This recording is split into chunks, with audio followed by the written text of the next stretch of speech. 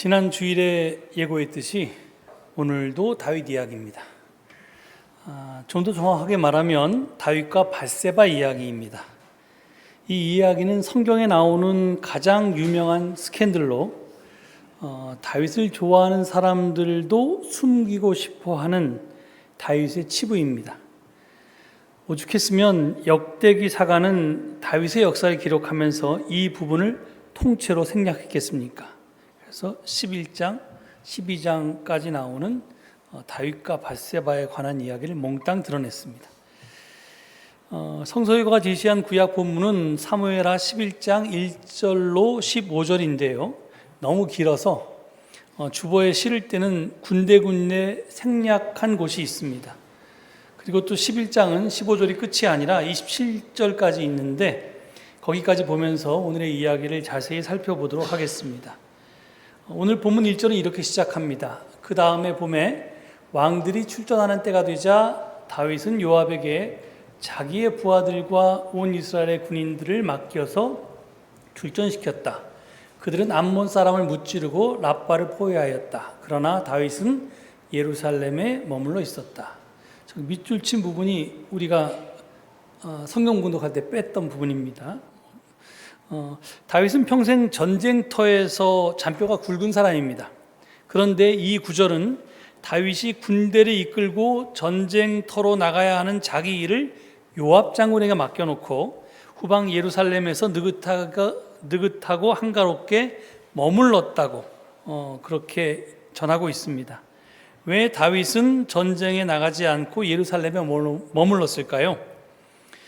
당시는 주변국인 암몬이 시리아와 군사적으로 결탁해서 점점 세력을 키워가는 이스라엘을 저지하기 위해서 전쟁을 치르던 때였습니다. 그런데 전년 1차, 2차 전투에서 모두 이스라엘이 대승했기에 이제 시리아는 더 이상 그 전쟁에 참가하지 않기로 했고 이제 암몬만 상대해야 하는 올해 전투에는 출전하지 않아도 된 것일까요? 아무튼 다윗은 예전과 달라졌습니다. 그만큼 다윗의 권력이 대내외적으로 막강해졌다는 반증일 것입니다. 그냥 내가 안 해도 밑에서 알아서 다 한다 이런 거죠. 2절을 보면 어느 날 저녁에 다윗은 잠깐 눈을 붙였다가 일어나 왕궁의 옥상에 올라가서 거닐었다. 그때 그는 한 여인이 목욕하는 모습을 옥상에서 내려다보았다. 그 여인은 아주 아름다웠다. 다윗이 일어난 시간은 저녁입니다. 여기에 쓰인 히브리어는 에레브인데요. 이것은 노을이 생기기 시작할 무렵을 가리킵니다. 그는 중동 지방에서 흔한 낮 더위를 피해서 낮잠을 자는 시에스타를 길게 즐긴 후에 거의 저녁 때가 되어서 침대에서 일어났습니다. 그는 신선한 저녁바람을 쐬러 옥상에 올라가 거닐었습니다. 그러다가 목욕하는 한 여인을 발견하고 왕궁 옥상에서 그 여인을 내려다보았습니다. 이 이야기꾼은 그 여인이 아주 아름다웠다라고 전합니다. 일반적으로 여인의 미모를 나타내는 히브리어는 야파입니다. 그런데 원문을 보면 이 여인을 수식하는 단어는 겉으로 드러난 아름다운 야파가 아니라 기품 있고 감히 넘볼 수 없는 매력을 지녀서 조화롭고 훌륭한 이라는 의미를 가진 토부입니다. 그러니까 이 여인은 단순히 외적으로만 아름다웠던 것이 아니라 내적인 기품까지도 겸비했다고 볼 수 있습니다. 도대체 왕궁 옥상과 밧세바의 집이 얼마나 가까웠길래 또 다윗의 시력이 얼마나 좋았길래 밧세바의 외적 아름다움뿐만이 아니라 내적 기쁨까지도 볼 수 있었는지 잘 모르겠지만 하여간 다윗은 신하를 보내서 그 여인이 누구인지를 알아보게 했습니다. 세번역 성경은 다녀온 신하가 그 여인은 엘리암의 딸로서 햇사람 우리아의 아내 밧세바라고 하였다라고 3절은 그렇게 번역해 놓았습니다. 그렇지만 이 번역은 원문의 뉘앙스와는 거리가 좀 멉니다. 원문은 그녀는 엘리암의 딸 밧세바로 햇사람 우리아의 아내가 아닙니까? 라고 하는 수사 의문문입니다. 그러니까 그 신하는 다윗이 그녀가 누구인지 당연히 알고 있다고 생각했다는 것입니다. 왜 모르는 척 저에게 물어보십니까? 이런 뜻입니다. 그러니까 이게 도대체 수사 의문문으로 번역했던 아니면 그냥 평서문으로 번역했던 신하를 보내기 전에 미리 알았던 나중에 보고를 받고 알았던 간에 다윗은 밧세바가 유부녀고 그것도 지금 전장에 나가서 싸우고 있는 부하 장수의 부인인 것을 알고도 그녀를 왕궁으로 불러들였습니다. 11장 4절은 이렇게 전합니다. 그런데도 다윗은 사람을 보내어 그 여인을 데려왔다. 밧세바가 다윗에게로 오니 다윗은 그 여인과 정을 통하였다. 그 여인은 마침 부정한 몸을 깨끗하게 씻고 난 다음이었다. 그런 다음에 밧세바는 다시 자기의 집으로 돌아갔다. 여기 첫 번째 단어 그런데도라는 첫 단어에서 권력의 꼭대기에서 소위 갑질을 했다는 그 다윗의 의도와 의지와 태도가 드러나 있습니다. 다 알고도 자기가 왕이니까 그랬다는 것입니다. 다윗이 내 이웃의 아내를 탐내지 말라는 십계명의 10번째 계명을 몰랐을까요? 아니면 알고도 무시했을까요? 아마 후자일 것이라고 생각합니다. 법률 제정자인 왕은 계명쯤은 어겨도 상관없다고 생각했을 것입니다. 군주제에서 왕은 절대 권력을 가지고 있었기 때문입니다. 많은 사람이 이 사건을 불륜이라고 칭합니다.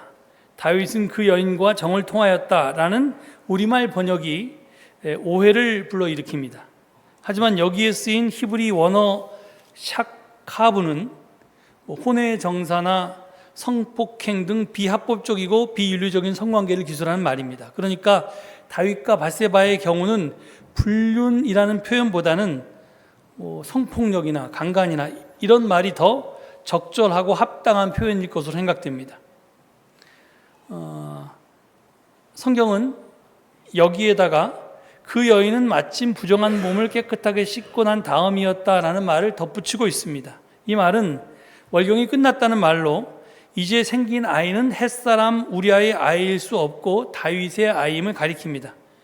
그런데 정말 한 번의 관계로 밧세바는 임신하게 되었습니다. 그리고 그 사실을 밧세바는 다윗에게 알립니다. 다윗이 밧세바의 임신 소식을 듣고 한 첫 번째 일은 암몬과 전쟁하고 있는 요압에게 전가를 보내서 밧세바의 남편 우리아를 왕궁으로 보내게 한 것이었습니다. 보통 사람은 생각하지도 못할 행동이었습니다. 다윗은 왕궁에 온 우리아에게 형식적으로 전황을 물은 다음에 본론을 꺼냅니다. 이제 그대의 집으로 내려가서 목욕을 하고 쉬라. 8절 말씀인데요. 세번역 성경이 목욕하다라고 번역한 말은 원어로는 발을 씻다라고 번역해야지 맞는데 이는 성행위를 순화한 표현입니다. 하지만 우리아는 집에 가지 않고 상전들의 종들과 대궐 문간에서 잤습니다. 이로써 우리아를 밧세바와 동침하게 해서 알리바이를 만들려던 다윗의 계획은 허사로 돌아갔습니다. 다윗이 우리아에게 이유를 묻자 그는 이렇게 대답합니다. 11절입니다. 언약궤와 이스라엘과 유다가 모두 장막을 치고 지내며 저의 상관이신 요압 장군과 임금님의 모든 신하가 벌판에서 진을 치고 있습니다. 그런데 어찌 저만 홀로 집으로 돌아가서 먹고 마시고 나의 아내와 잠자리를 같이 할 수 있겠습니까? 임금님이 확실히 살아계심과 또 임금님의 생명을 걸고 맹세합니다. 그런 일은 제가 하지 않겠습니다. 햇사람 우리아는 히타이트입니다. 햇은 히타이트 사람 우리아는 이스라엘로 귀화한 그 햇사람의 후예라고 짐작됩니다. 그리고 근데 우리아는 전형적인 이스라엘의 이름입니다. 나의 빛은 야훼. 그래서 우리야 이렇게 부르는 겁니다. 그러니까 햇사람이지만 이방 사람이지만 누구보다도 야훼 신앙에 충실한 사람이었습니다. 그런 그가 이스라엘의 왕에게 야훼 전쟁의 원칙을 나는 지키겠다. 내 상관과 동료들과 부하들이 지금 하나님의 전쟁을 거룩한 성전을 치르고 있는데 나 혼자 편안하게 잘 지낼 수 없다. 이렇게 말했으니까 다윗이 얼마나 창피했겠습니까? 그렇지만 다윗은 밧세바가 자기 아기를 가졌다는 사실을 은폐하기 위해서 다시 시도를 합니다.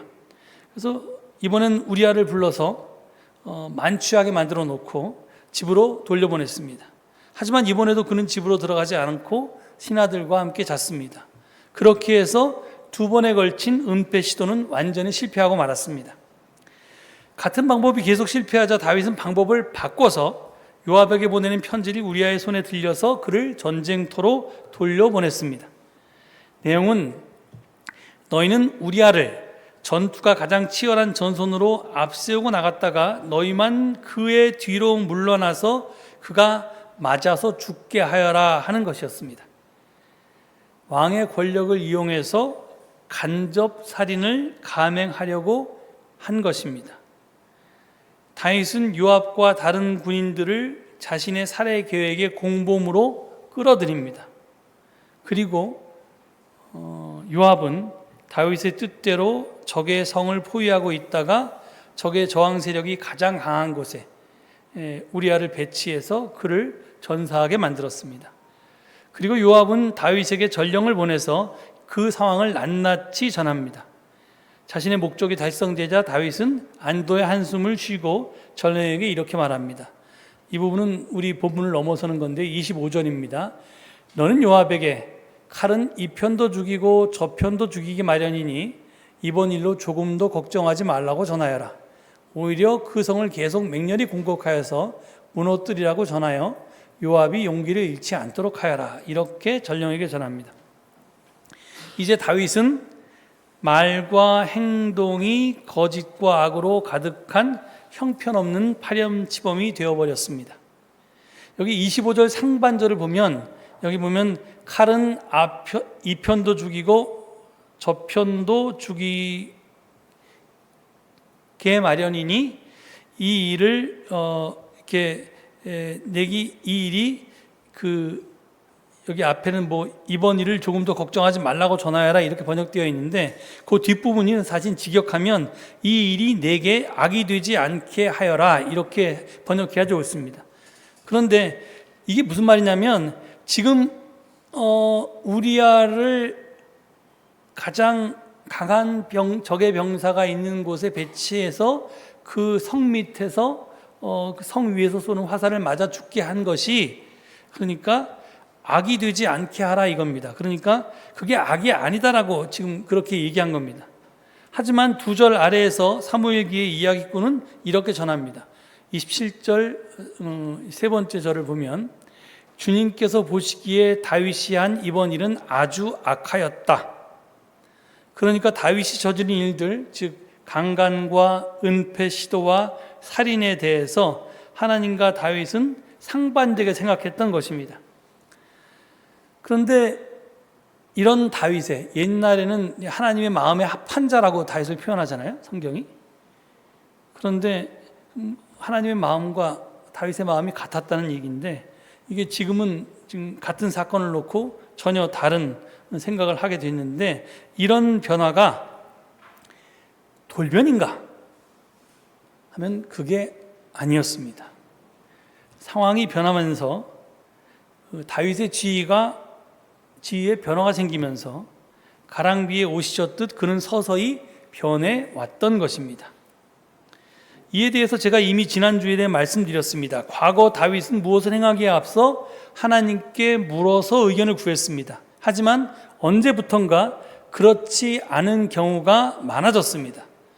하나님께 의견을 구하지 않고 그냥 제멋대로 일을 처리했습니다.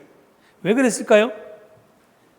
이스라엘의 왕이 되면서 다윗의 권력은 점점 커졌고 그 권력의 단맛에 취하면서 그는 오만한 왕으로 변해버렸던 것입니다. 그는 어느새 하나님을 의지하던 사람에서 자기를 신뢰하는 사람으로 변했습니다. 하나님의 의가 아니라 자기 의를 따랐던 것입니다. 달리 말하면 자기가 하나님의 자리에 앉아서 하나님인 것처럼 행동했습니다.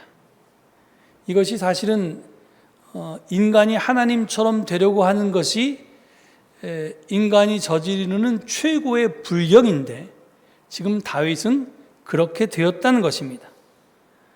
그런데 사실 다윗뿐만 아니라 군주제하의 모든 왕이 다 그랬습니다.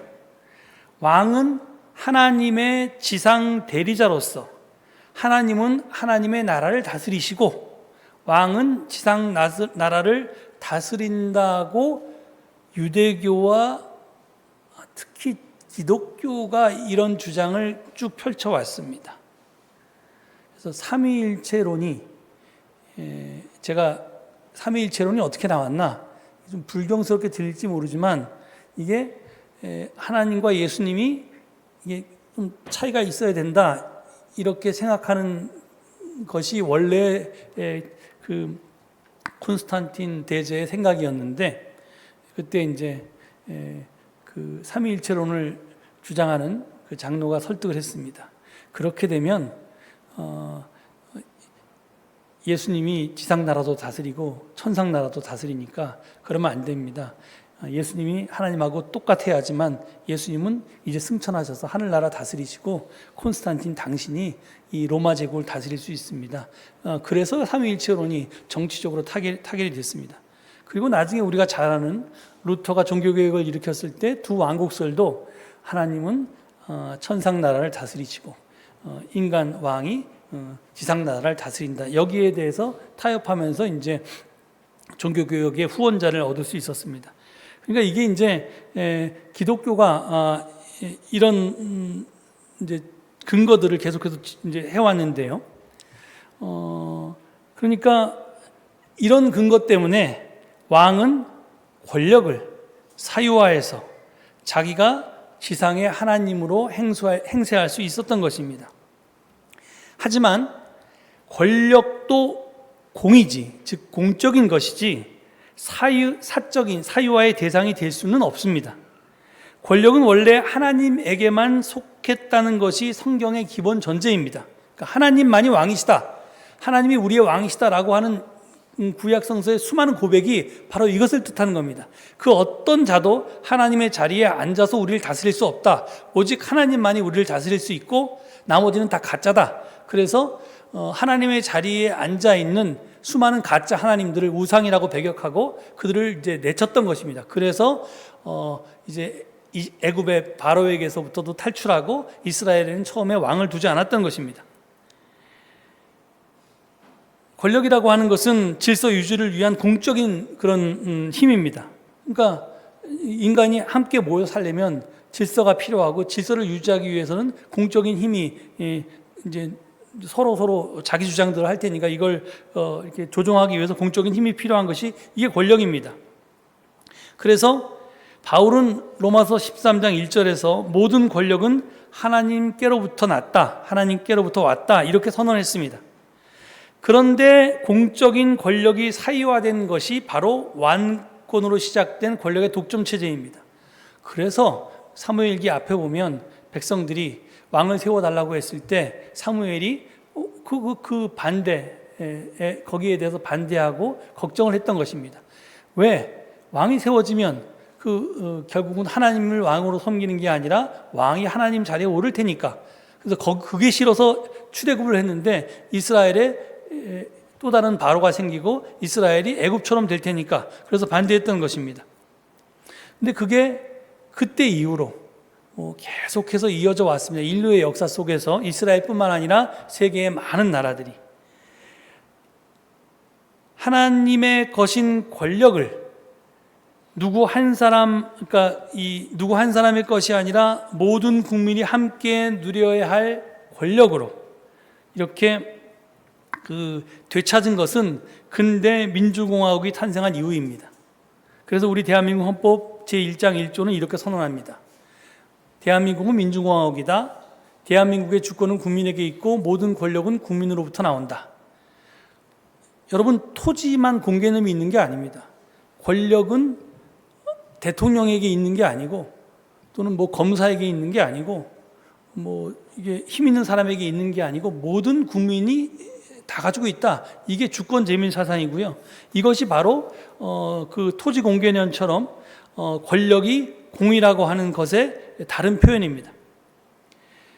우리는 헌법에 이런 규절이 제1장 1조의 1항과 2항에 있는데도 불구하고 이것이 정말 글자로만 존재하지 실질적으로 그것이 실현되지 않았기 때문에 이것을 형식적으로가 아니라 내용적으로 그리고 실질적으로 실현하고자 얼마나 많은 피와 땀과 눈물을 우리가 흘렸습니까? 그런데 지금 그 모든 노력이 물거품이 된 것 같아서 심히 안타깝습니다. 그래서 교회는 불의한 현실에 대해서 고발하지 않을 수 없는 것입니다. 왜? 하나님의 공을 일부 사람들이 독차지하고 마치 자기가 하나님인 양 다른 사람들 위에 군림하고 제 마음대로 권력을 행사하고 있기 때문에 그렇습니다. 이 현실을 무시하고 하나님을 예배하는 것은 난센스입니다.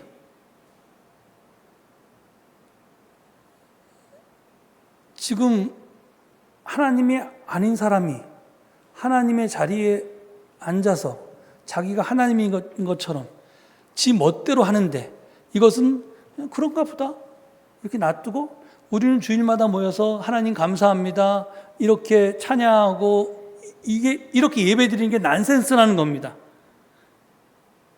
이게 정교 분리를 주장하면서 이런 이제 현상들이 개신교에서 주장되어 왔는데 이 정교 분리의 원칙이 공을 사유화한 권력자들이 예로부터 지금까지 바람하지 않는 것입니다. 제발 그래 믿는 사람들은 죽어서 천국이나 가고 그래서 이 하늘나라에서나 평안을 누리고 여기서는 내가 다스릴 테니까 내 통치를 따르면서 그냥 살아라 끽소리 말고 이걸 원했던 것이 그들입니다.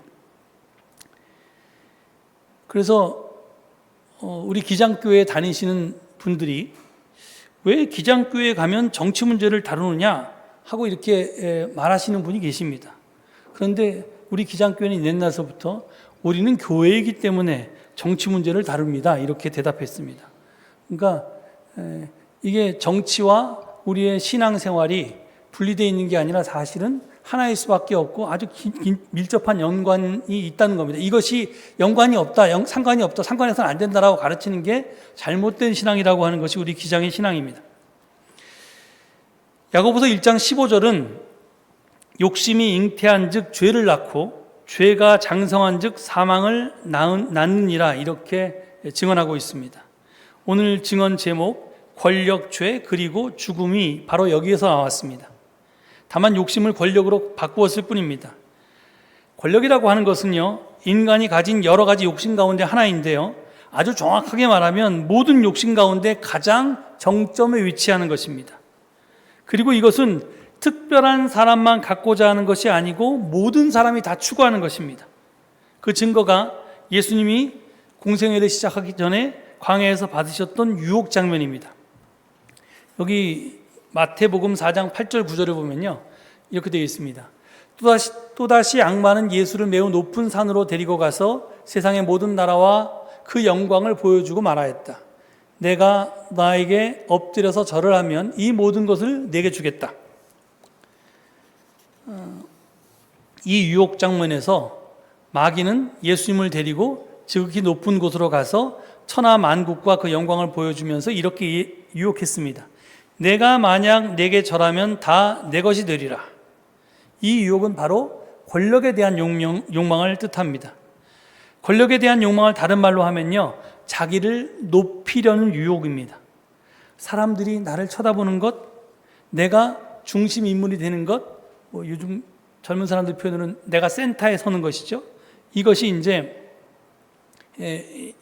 권력욕입니다. 높은 자리에 앉으면 내가 마음대로 할 수 있는 범위가 넓어집니다. 또 보다 쉽게 보다 많은 것을 소유할 수도 있습니다. 그래서 예수님이 유혹을 3가지 받으셨잖아요. 이 돌을 떡이 되게 하라. 그 높은 곳에서 떨어지면 하나님이 받쳐주게 하라. 이랬는데 그게 이제 다 네가 필요한 것을 구하라. 내 소유물을 늘려라. 또 하나님을 포함해서 모든 것을 네 하고 싶은 대로 해라. 이런 유혹인데요. 이 모든 유혹들은 권력욕에서 절정에 이르게 되는 것입니다. 그래서 내가 높은 곳에 오르면 갖고 싶은 것도 마음대로 갖고 남들도 내 마음대로 하나님까지도 부릴 수 있게 된다는 겁니다. 그래서 사람들은 누구나 출세하고 싶어 합니다. 누구나 높은 사람이 되고 싶고 다른 사람 위에 군림하려고 합니다. 이것이 비단 권력을 가진 소수의 이야기만이 아닙니다. 지금 뭐 다윗만 그랬던 것이 아니고요. 또 세상의 모든 이 나라의 통치자들만 그런 게 아닙니다. 우리도 알게 모르게 다른 사람들에게 권력을 휘두르고 있습니다. 그리고 의식적으로 또는 무의식적으로 더욱 큰 권력을 향해서 늘 움직이고 있습니다. 신연복 선생님이지요? 나무야 나무야라는 책에서라고 기억하는데, 역사를 배우지 말고 역사에서 배워라, 이런 말을 남기셔서 제가 굉장히 인상에 남았던 적이 있습니다. 다윗 이야기를 100번 읽어서 무슨 소용이 있습니까? 다윗에게서 배워야죠. 그건 뭐냐면 너도 다윗이 될 수 있다는 것입니다. 우리도 누구나 다 다윗이 될 수 있습니다. 다윗처럼 큰 권력을 갖지 못하고 그 한 나라의 왕이 되지는 못해도, 하여튼 내가 부모 자식 관계에 있어서 또는 뭐 하여튼 여러분이 맺고 있는 여러 가지 사회 관계 속에서, 직장에서라도 내가 어떤 사람의 을이면서 동시에 어떤 사람에게는 갑이 될 수도 있습니다. 그러니까 우리는 누구나 다 다윗이 될 수 있다는 겁니다. 그리고 다윗처럼 우리가 가지고 있는 갑의 위치에서 내가 권력욕을 잉태하게 되면 그것이 죄를 낳고, 그 죄가 자라면 파멸을 낳게 될 수도 있다는 것을 기억해야 한다는 겁니다. 해결책이 없을까요? 예수님의 애제자 야고보와 요한이 예수님이 예루살렘으로 올라가는 길에서 예수님께 권력을 청했죠. 예수님이 자리에 오르시면 한 사람은 오른쪽에 한 사람은 왼편에 앉게 계십시오. 그랬을 때 예수님은 이렇게 말씀하셨습니다. 카톨릭 세 번역인데요, 이 번역이 제일 마음에 들어서 이걸로 옮겼습니다. 너희도 알다시피 다른 민족들의 통치자라는 자들은 백성 위에 군림하고 고관들은 백성들에게 세도를 부린다. 그러나 너희는 그래서는 안 된다. 너희 가운데에서 높은 사람이 되려는 이는 너희를 섬기는 사람이 되어야 한다. 또한 너희 가운데서 첫째가 되려는 이는 모든 이의 종이 되어야 한다. 사실 사람의 아들은 섬김을 받으러 온 것이 아니라 섬기러 왔고, 또 많은 이들의 몸값으로 자기 목숨을 바치러 왔다. 이렇게 말했습니다.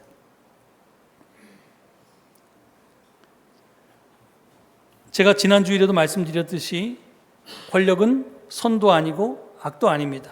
하지만 권력이 모든 사람이 함께 나누어 갖는 것이 아니라 한 사람에게 독점될 때, 그리고 그 권력이 독점되어서 자기 자신이나 특정 세력만을 위해서 복무하게 될 때 권력은 악이 되고 죄가 되고 종국에는 자기 자신과 모두를 사망에 이르게 합니다.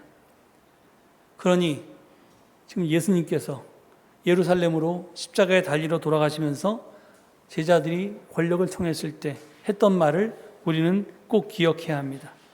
가질수록 낮아지십시오. 모을수록 나누십시오. 그리고 높아질수록 섬기십시오. 그래야 우리가 하나님께서 우리에게 달란트로, 은사로 주신 선물을, 그 권력이라나 힘이나 이런 재능이나 그것이 무엇이 됐든 그것이 우리를 악의 길로 이끌어서 우리를 사망에 이르게 하는 것이 아니라 하나님께서 주신 그 은사로 우리가 생명의 길로 나아갈 수 있습니다. 우리 모두가 진정으로 예수 그리스도께서 앞서가신 그 십자가의 길을 따를 수 있기를 간절히 축원합니다. 이 말씀 되새기시면서 잠시 침묵 가운데 묵상하시겠습니다.